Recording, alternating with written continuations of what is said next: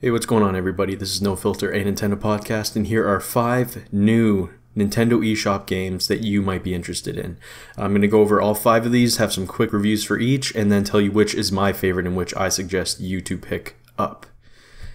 First off, we have Hexologic. So Hexologic is an awesome Sudoku-esque puzzle game with a more simplistic concept that ramps up as you play. A little bit more difficult and more difficult the more you play, and it really does feel good. So basically you have hexagons laid out in various patterns on the play surface, and basically each hexagon can count up to 3, and you need to chain multiple hexagons together in order to add up to the amount at the end of each line. So again, basically you have some weird sculpture looking thing with all these hexagons touching each other on each edge, and then there's a certain amount at the end of each hexagon that would then say, oh, this needs to be 15, and then you have multiple hexagons that can then add up to 15. So you can have 3, 2, 4, 5, whatever it is, different hexagons, and each one can only count up to 3. So that is as simple as it gets. However, the game is actually very difficult the later you get into the game, and it's just a perfect puzzle game for that. It can be played both in docked and handheld. However, I do highly suggest you play in handheld with using the touch controls. It's far superior than playing on a TV. The game is very beautiful. It's simplistic, but it is very beautiful, and it's just really is no negatives that I can really think about the game in general. Like, it's a blast to play. The visuals look like really nice, especially for a puzzle game. Something that really the developers didn't really need to put that much care into, but they did, and it looks great, and it sounds really good.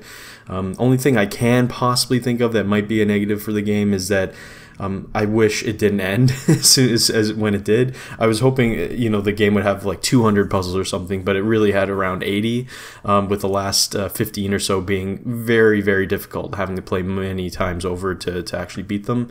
But for the price, if you enjoy puzzle games, I think this is 100% worth it. So that is Hexologic for the Nintendo Switch. The next game is Shift Quantum. I've played quite a few Shift games over the years. Not really sure about all the politics behind the name, because there have been so many different Shift adaptations. I know that there was a physical release on 3DS. There's a separate just digital release on 3DS. Then I think there's a Wii Shift. I think there is a DS Shift. And here it is for Switch, which is definitely different, and again, it's called Shift Quantum, and I'm guessing the reason is because the game is far prettier than the other games, and really does seem like more of a ambitious package compared to the other ones. It's a puzzle platformer where you shift and flip into the negative or positive space, creating new platforms and paths to find the exit point. So basically, you're walking on a white platform. You can then shift into that white platform, and then everything that is white, which would have been all the ground before, is now your play surface that you can jump around in, whereas everything that was air before, or the open area before, would now be your platform. And it has some really cool puzzles that incorporate that. It creates some very unique levels and really makes you flip, no pun intended, flip your thinking around.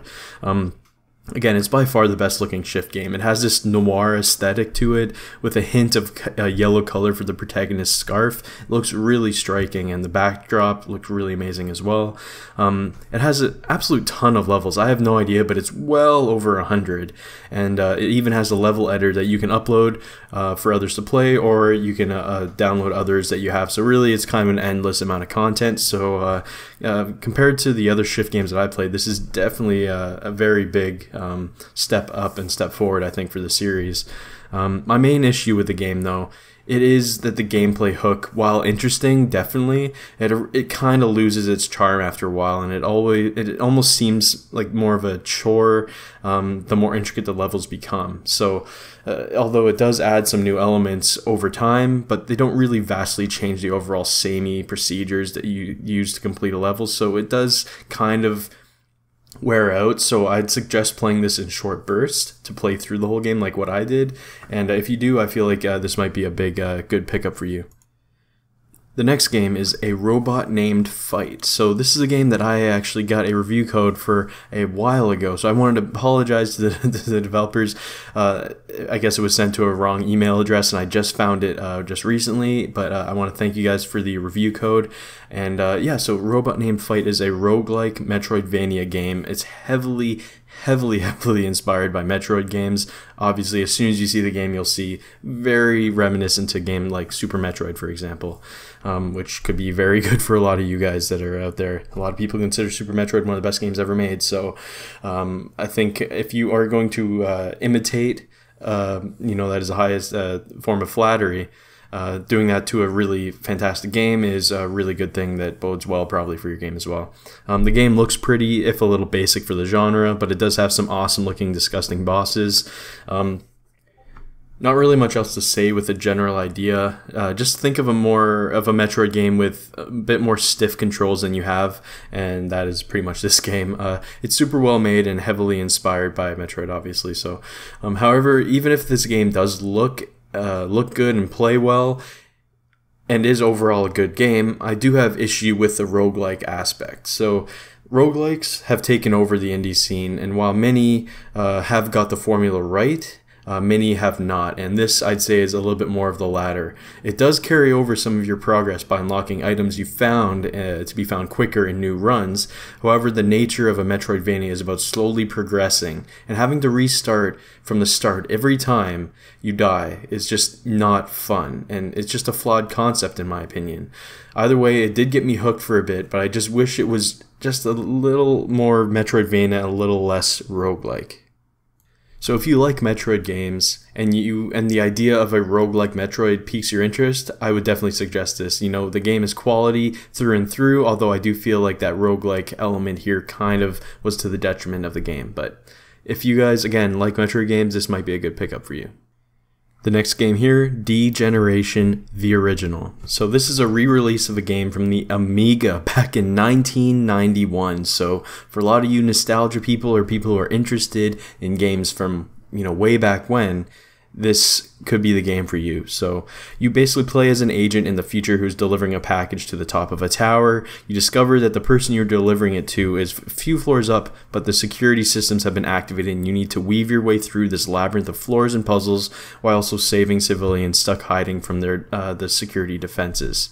It's actually a pretty interesting premise, and I can't believe a game like this came out in 1991. It really is impressive. But yeah, it's an interesting premise, and you learn more about the story by finding computers or pamphlets throughout the levels. The gameplay is basic. You run, you can shoot a laser and activate switches, unlock doors, and do all that kind of stuff. And think of like a point-and-click adventure, but this one's a little bit more action-oriented and puzzle-oriented. It's basic, and the visuals are too, but it definitely is a callback to the PC or to the Amiga and like the games of yore. Where if you have any nostalgia for it at all, I think you might love this game. It really is like the original, but you can now play it on a handheld, which is also a really big benefit for this game. The game can be very tough at times though, and it has a semi-roguelike aspect to it, where each floor you basically, if you die, you will need to start from the beginning of that floor. But if you move on and you make it to the next floor, you can then, whenever you die, you will start back at the beginning of that floor. So I actually really like this progression system here, where it is roguelike in the effect that some of these floors will take a little bit of time to get through, but you don't have to worry about starting from the very beginning and playing through the same level over and over and over again.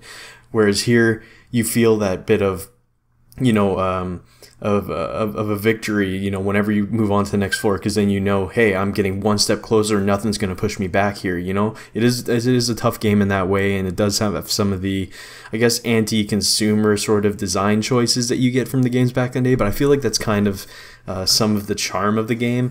For me, I enjoyed it. I did not end up beating it 100%. The game is very tough, and I didn't want to feel like I had to go through a walkthrough to go through a lot of it. But I feel like, again, if you guys have any bit of nostalgia for games like this, or are interested in playing a game that you would have seen back on the Amiga in 1991, I feel like this is a perfect choice, especially being on the Switch. Perfect platform for it. So the next and final game is called Legendary 11. As I am in a full boycott of all things EA, having a soccer game on Switch and for only $10, it is really a blessing. But does it live up to the soccer game playing goals?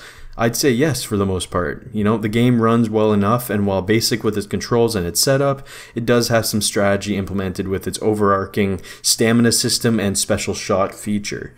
I love the aesthetic in the game. The visuals themselves aren't anything special, but the setting is in olden days soccer with afros, you know, high shorts, headbands. It's awesome. It's like a 70s soccer game. Which I don't think we've ever really seen, and I just love the aesthetic to this. And it has like a bit of a cel-shaded aspect to it. It makes me think of, if you guys remember Shaun White snowboarding, it makes me think of characters like that, or maybe from SSX. Really, really cool to see. One of my favorite parts of the game is the free kicks and penalty shots. So, you know, the game plays like a typical top-down sort of, or, you know, I guess more of a dynamic camera angle side view that you'd see in like games like FIFA. But again, when you go for free kicks or penalty shots, the camera zooms in, you play basically at third person right into the action. I love you know, when it actually jumps and throws you into these segments like this and moves the camera in, because it makes the game seem more engaging rather than just kind of top-down view of the playing field. So over the top, it is good for the typical gameplay, and you know, but these really do switch it up when they throw in these free kicks, and it's really cool to see, and I just love seeing that, especially with the replay feature and everything like that. Given all that, I never ran into any issues with the game. However, it was brought to my attention from the developers, and I've seen from some other reviews that there is a bug that happens if you slide tackle too many times in a match that basically stops the game. I haven't ran into that, but just take note of that, I guess. Again, I can't really comment on that. The game pretty much worked fine for me. There's no issue for me. But yeah, the game does have some weird frame rate drops and stuff, but nothing too crazy.